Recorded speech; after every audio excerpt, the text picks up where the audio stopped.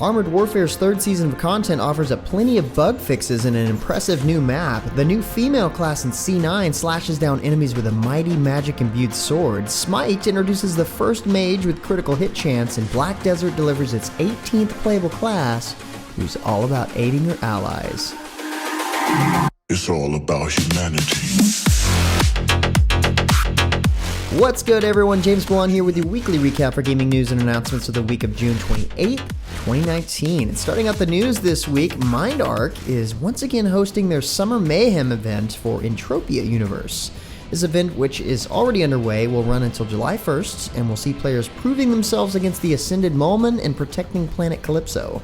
Upon entering the ritual area, participating players will be timed with the best, earning some of Entropia universe's most coveted prizes.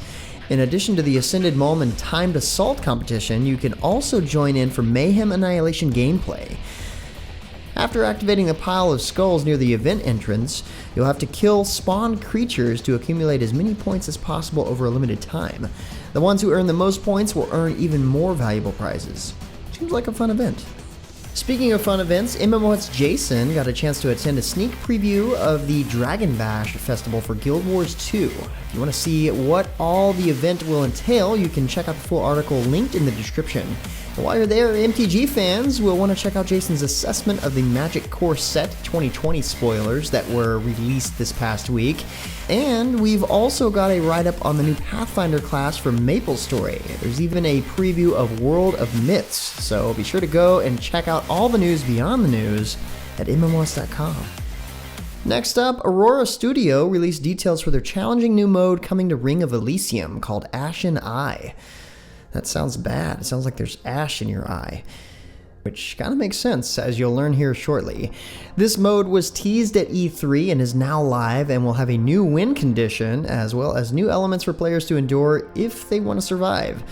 The Ashen Eye involves a safe area that moves as the match progresses, rather than shrinking. You'll have to manage a limited amount of oxygen to survive the fallout of a recently erupted volcano. Get it, Ashen Eye? While battling other players at the same time. Once you've made it to the safe zone, the player with the highest amount of oxygen will trigger the countdown for a rescue helicopter. To secure victory, they must maintain that level of oxygen until the helicopter arrives and picks them up. If they get killed or leave the safe zone, the rescue countdown resets. If a team eliminates all the competition early, they'll automatically win. In addition to the new mode, Chapter 2 of the Season 4 Adventurer Pass is now live, which includes a new recon drone item. The drone can spawn randomly on the map and can scout out areas of the map for players as long as the battery lasts. Players using the drone won't be able to move though, so exercise caution when using it. On a similar note, a special limited time event has begun in Fortnite called 14 Days of Summer, and each day offers something new. Battle Royale will have a new item unveiled every day for a 24-hour period. There will also be a new LTM featured each day with new daily challenges and free rewards, outfits, etc. in the item shop. Creative will also have a new featured island daily as well. Save the World will also have new content with a new quest every day to help Homebase host the hottest summer party around, and also score some awesome freebies in the store. Players can complete quests to earn heaps of summer tickets. Completing all 14 will unlock a new explosive weapon. Everybody needs that. As Hearthstone grows and more people dive into it, it becomes important to revisit past designs and make sure they are in line with the present foundation for the game. With that in mind, the Hearthstone development team released a new blog going over the notion of class identity, classifying the classes, and more. Each class is supposed to have an identity, which adheres to this class's fantasy, what they excel at, where they're weak at. Each class is broken down into 3 categories: strengths, limits, and weaknesses. There are several cards that simply don't fit into these lines for the various classes, and this is going to be addressed in a future update for the game. 2 cards, Mind Blast and Vanish, are also being moved to the Hall of Fame. In their place, 2 new cards called Plaguebringer and Radiance are being introduced to the main rotation of cards. This is a really cool blog that they released showcasing how they handle these sort of balance changes as the game grows. Worth checking out. Next up, Square Enix announced this past week that they will match all donations dollar for dollar to the Gary Sinise Foundation. Now that's Lieutenant Dan. Through their Warriors in the Darkness website, they will match dollar for dollar up to $50,000 US which will go directly to the national and local programs that honor and serve America's defenders, veterans, first responders, and their families. Donations, of course, can be made in the link below. Square Enix also released this video recently working together with the nonprofit charity to highlight the selfless work of the first responders. Beyond just that, Shadowbringers will also be the next chapter in Final Fantasy XIV, where players can encounter exotic new races, master new jobs, and tackle a fascinating story beginning on July 2nd. The expansion will be available physically and digitally in both a collector's and standard edition and may be pre-ordered through the official Shadowbringers website. Thanks in part to the free trial system, Final Fantasy XIV has its highest number of active subscribers in the title's history. That free trial lets players join over 16 million other players in the game, and they can access content up to level 35, create up to 8 playable characters, and experience the game's classes, races, and jobs with no restriction on playtime. On a completely different note, Armored Warfare's third season of content is finally here. Moscow Calling's news story sees CEO of Claiborne Industries Sebastian Grimm no longer in the picture, and their assets are being seized by the ISD. There's been a summit called to Moscow to make peace with these huge corporations once and for all, and since you are a key player, you also received an invite. What could possibly go wrong? With this update, there will also be a gorgeous, sprawling PvP map based on one of the largest boulevards in Moscow. It's a gloomy, rainy evening in Moscow, and this map is sure to impress. One of the main focuses for this season is giving players more things to do after they've expanded their vehicle collection. Apart from the upcoming Battle Path campaign, a number of activities and improvements, such as a new Wargames mode, additional vehicle progression with the mastery system, and improved contact mission rewards have been added to ensure plenty of spoils and awards for even the most seasoned Armored Warfare players to achieve. Moscow Calling also adds plenty of bug fixes and mechanics improvements such as the commander progression systems, daily bonuses, smoke visuals, and the armor viewer. Also this past week, a new content update saw the addition of the Manacrafter class to Continent of the Ninth Seal. This female class slashes down enemies with a mighty magic-imbued sword. Through charging her crystal mana swords, devastating power is unleashed. To unlock this class, players will have to collect soul shards across a variety of game modes, and this includes the new competitive mode. This new mode is a 4v4 battle mode against other players where they work together to defeat a boss monster. Each team will be dealing as much damage as possible to the boss or use their power to interfere with the other team. The team who dealt the most damage wins the round and claims the prizes. To celebrate the Manacrafter, the C9 team will be hosting various in-game events until July 8th. The jumping event will allow both new and returning players to create a new level 57 character to receive a book of knowledge to reach level 63, all packed with additional goods in order to help speed up leveling their character. In the Costume Extravaganza event, C9 players will have a chance to win fabulous items including Palladium Joker, Sacred Enhanced Stone Rank 3, and Rank 8 Protective Crystal for Weapons Magic. In order to participate, players will need to equip more than 2 different costume gear parts available from the costume box on the Goddess Tier shop, and submit a screenshot to the C9 official Facebook page. Next up, Kronos Interactive and Not a Company have released a major update for their futuristic battle drone arena game, Hoverloop. This update adds enhancements and new content, including a new combat arena inside a mine and a new team deathmatch mode. Hoverloop also has a new tutorial to help players learn the ropes, and the game also saw an AI upgrade for the PC opponents. A bundle of new drone chassis and customization options round out the list of improvements, as well as a slew of UI and feedback refinements that will help players stay in control of the remote-controlled chaos. The full notes can be found via the link in the description below, though Hoverloop is only playable locally for now. Online will arrive in the fall of 2019 launch. The first god of a brand new pantheon hit this past week in Smite, Olorun of the Yoruba. He is the ruler of the heavens, and despite being a supreme deity, he seeks neither fame nor followers. He once allowed others to rule in his stead, but no more. He has taken the throne of Olympus to lead the gods and ultimately unite them. His goal is to end the suffering of mortals and immortals alike. Olorun is also the first mage to benefit from critical hit chance, so that the more magical power he collects, the harder his auto attacks are, kind of like an ADC.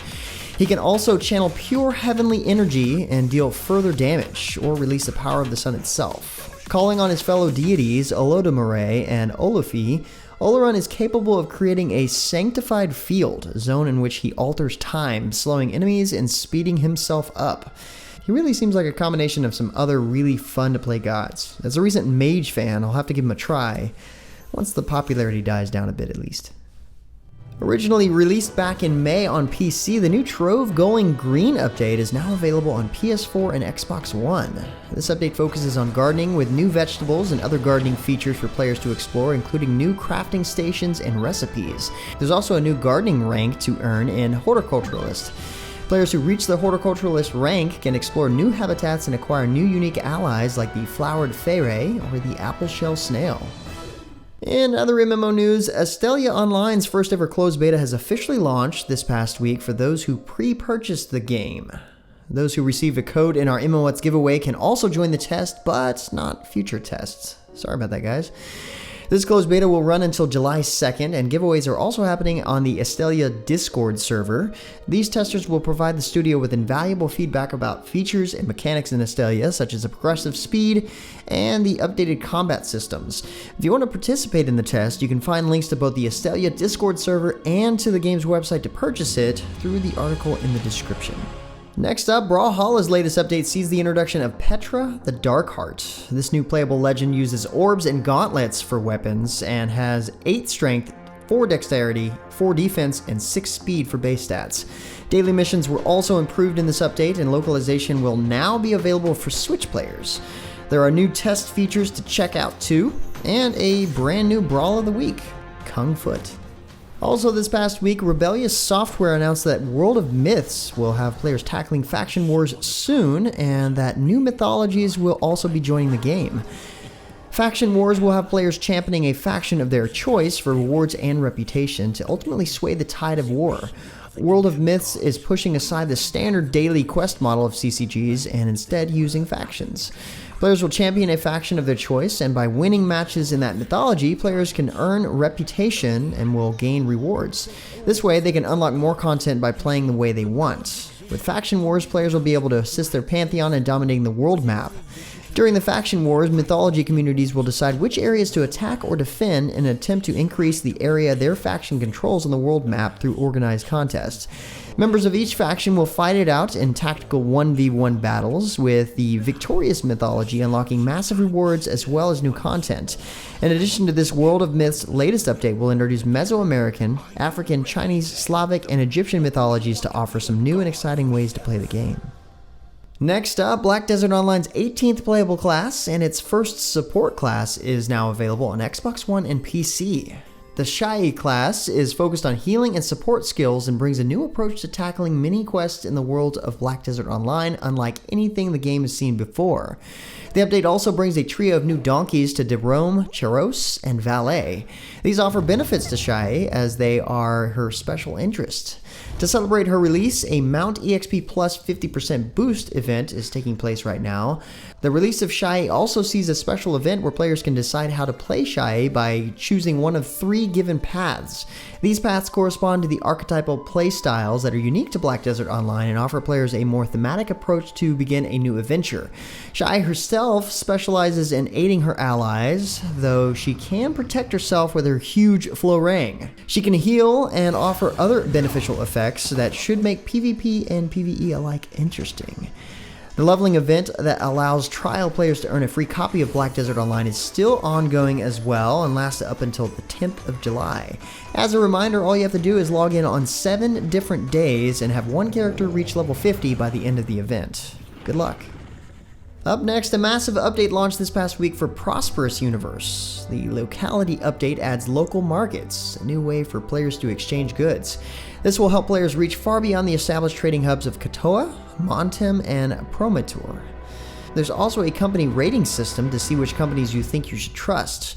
These local markets can be created on any planet, so you can exchange goods anywhere in the galaxy, but they do not rely on trust, so be careful. This update also allows for betraying of contracts, so if you decide not to uphold your end of the bargain, you certainly can, but this will affect your trust rating. And finally, for a last bit of news, Phoenix Labs released a new soundtrack documentary this past week for Dauntless entitled Symphony of the Shattered Isles. which has a behind-the-scenes look at a live soundtrack recording by the Bratislava Symphony Orchestra in Slovakia. The soundtrack was composed by Chris Velasco, a veteran composer who has produced music on a number of titles, the Mass Effect and Borderlands series, Bloodborne, Overwatch, and many more. For those that want to listen, the first volume of the soundtrack is on most streaming services. Now, in addition, patch 0.8.3 dropped today, and with it, the mighty new behemoth Winterhorn Scrive. I think that's how you say it. This update features a number of bug fixes, quality of life improvements, formatting changes, and balance improvements. For more information, check out the site post linked below. Anyway, guys, that's about it for all the major news and announcements for this week. For more information on the news topics, check the links in the description below. Feel free to discuss the news or even more news in the comments below.